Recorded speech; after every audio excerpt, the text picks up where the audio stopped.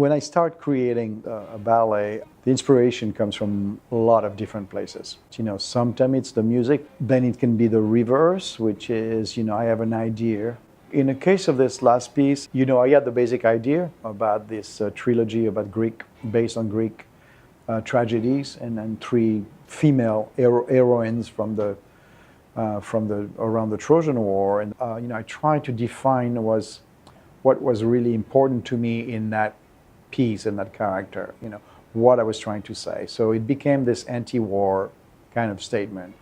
And I said, how am I going to do this? I was approached by Pascal Riel to do this piece. And I was already starting to get involved and enjoy more the idea of writing again for dance after nearly 2 decades.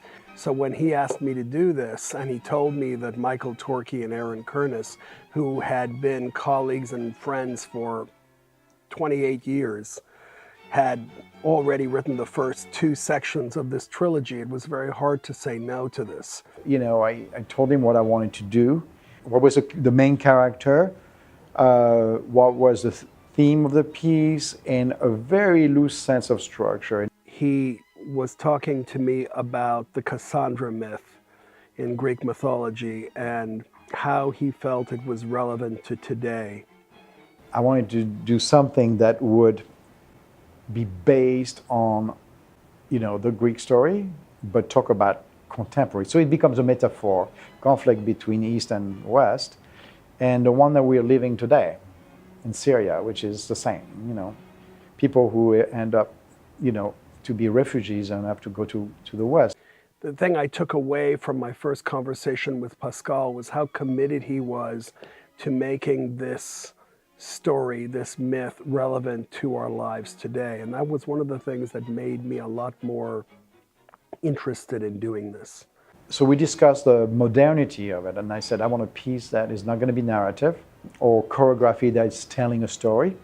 So it's going to be more abstract. It is about violence.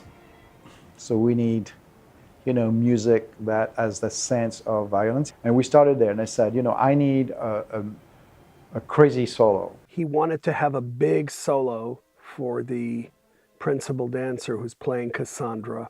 Pascal also wanted to have a first movement that had a tremendous amount of energy and sweep to push us into the other sections. Like almost the biggest part of the piece will be about that. And it's got to be frantic, it's got to be crazy. We talked a lot about the piece over the phone. It was mostly phone conversations, but we discussed it a great deal about what he wanted and what I had in mind. I talked to him on a second conversation about the number of movements, and I said, I've got an idea for doing 5 movements. And we agreed on the structure basically of those 5 sections and how they would flow and balance, and the characteristic of them each and how they would balance. My design for the piece was to have the second and fourth movements be the lyrical movements, and then the first, third, and fifth be different kinds of more aggressive music. We discussed that. We agreed on basically on the lengths, and then he went and basically write the music, and he had work basically. One of the things I love to do is I love writing for the theater. These are pieces that involve collaboration, sometimes with singers, sometimes with directors, sometimes with multimedia people. And this, for me, being in the theater, for me, is very special because that's where I feel the happiest, ultimately.